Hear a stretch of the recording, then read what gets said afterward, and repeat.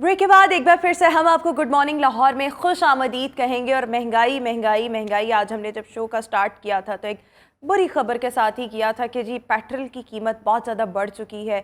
जब पेट्रोल महंगा होगा, जब डॉलर महंगा होगा, तो महंगाई का एक नया तूफान है जो आने को तैयार नहीं है बल्कि आ चुका है।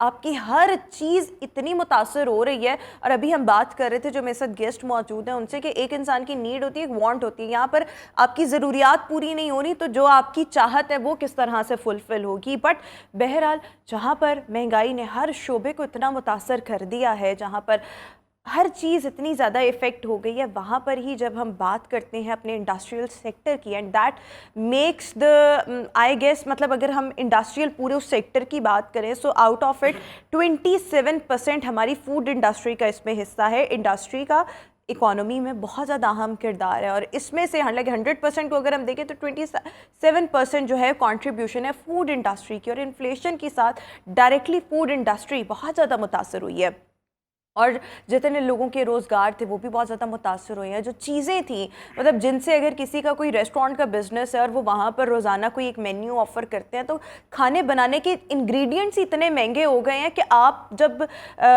एंड कंज्यूमर तक पहुँचते हैं और उसको जब आप चीज़ ऑफ़र कर रहे हैं तो वो उसकी तो बाइंग पावर ही नहीं रही। अब तो किस तरह से एक आम आदमी गुजारा करेगा जिसने ख़रीदना है, जिसने खाना है और जिसने अपना बिज़नेस चलाना है। तो ये एक बहुत बड़ा सवाल है कि आजकल सर्वाइवल बहुत ज़्यादा मुश्किल हो गया है। आई एम सॉरी टू से, मुझे दुख होता है वही कहते हुए कि हम being Pakistani, but nowadays everybody wants to leave Pakistan in one way और अनदर। सो इस पर डिस्कशन करेंगे कि महंगाई का नया तूफान। सो फूड इंडस्ट्री इस वक्त बहुत ज़्यादा जवाल का शिकार है। We are having in show Hamza Sheikh जो कि फूड एक्सपर्ट हैं।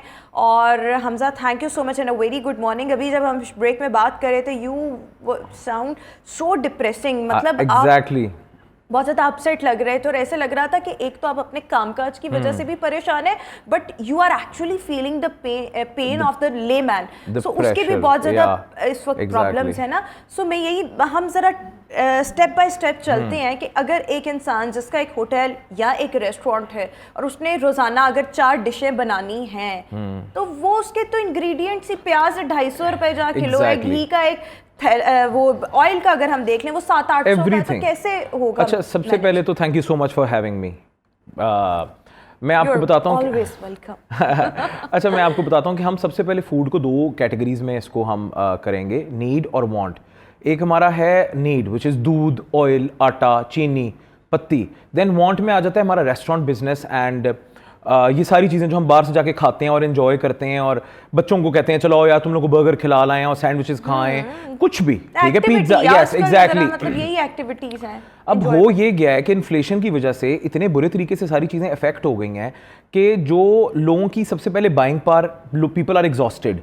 लोग अपने घर के नीड्स पूरे करें या वांट्स की तरफ ध्यान दें, मतलब कि वो आटा, चावल, चीनी या घर में जो चिकन पकना है उसके ऊपर ध्यान दें, या वो कहेंगे हम बाहर से जाके खा लेते हैं या हम बाहर से जाके कुछ ले आते हैं। सबसे पहली बात ये। उसके बाद जो आ गया रेस्टोरेंट बिजनेस। रेस्टोरेंट बिजनेस में भी एक वेल इन्वेस्टेड प्रोजेक्ट्स होते हैं जिनके पीछे बड़ी इन्वेस्टमेंट्स होती हैं।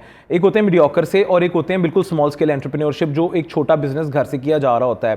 जिस तरह कोई बच्ची है घर से बेकिंग, यस, जो बच्ची है घर से बेकिंग कर रही है, अगर अब उसका ऑर्डर आया, फर्ज करें उसकी वर्थ 2000 रुपये और वो 1800 रुपये के इंग्रीडियंट्स ला रही है, तो वो क्या मतलब गंजित होएगा, कारण निचोड़ेगा क्या, मतलब कि क्या बनेगा उसका। तो ये चीज़ है कि लोग अपनी बेसिक्स के साथ ही इतना एग्जॉस्ट हो गए हैं कि उनके पास लग्जरीज के लिए या एंटरटेनमेंट्स की तरह की जो लग्जरीज हैं, जिस तरह going out and eating out है, उसके लिए लोगों के पास बजट्स ही नहीं है। So that is how it is happening. बिल्कुल ठीक हो गया। जब आप क्योंकि आपका अपना भी एक स्टार्टअप है जो कि बहुत अच्छा चल भी रहा था और इंशाल्लाह आगे भी चलता रहेगा, लेकिन अभी आपका जी डिप्स आती हैं, बिल्कुल वो आप, लेकिन अभी आप जब बात कर रहे थे कि आपको भी बहुत से चैलेंजेस फेस करने पड़ रहे हैं। So what are the challenges that you are currently facing? सबसे जो पहला हमारा चैलेंज है कि देखें जी, फ्यूल इज एक्सपेंसिव, हमारी डिलीवरी कॉस्ट ऊपर चली गई, इलेक्ट्रिसिटी कॉस्ट ऊपर चली गई, हमारी इंग्रेडिएंट की कॉस्ट ऊपर चली गई, हर चीज़ ऊपर चली गई और लोग ऑलरेडी एग्जॉस्ट हुए हैं इन्फ्लेशन की वजह से।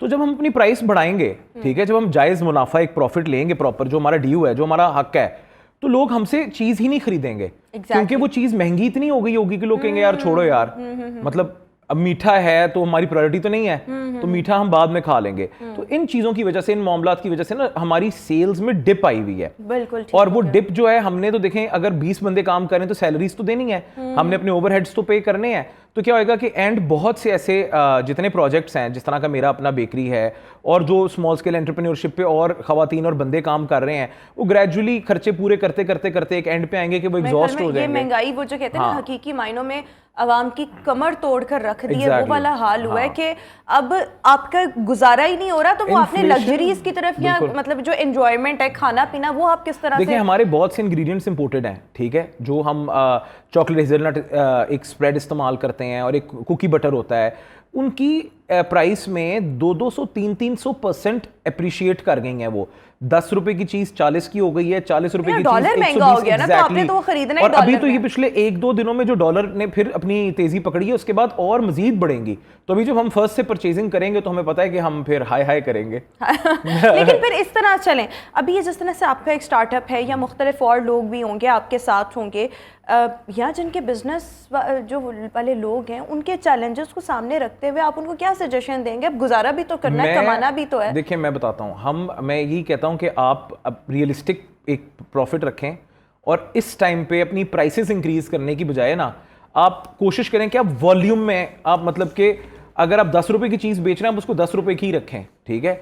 इन्फ्लेशन हो गई कि आप कोशिश करें कि आप अपनी सेल्स को बढ़ा सकें, मार्केटिंग करके लोगों को अपना हिस्सा बना के कि यार we are in it together, so आप लोग भी हमारा काम लें, हमारी चीज़ों को बाय करें ताकि हम भी सर्वाइव कर सकें। सिस्टम पर आ जाएं, एग्जैक्टली, आप हमसे बाय करें, हम आपसे बाय करें। कर कुछ ना कुछ तो करना पड़ेगा ना। एग्जैक्टली तो उसमें जो है ना फिर हमें एक अच्छा एज मिल सकता है कि देखिए सर्वाइवल मोड पे हमने रहना है।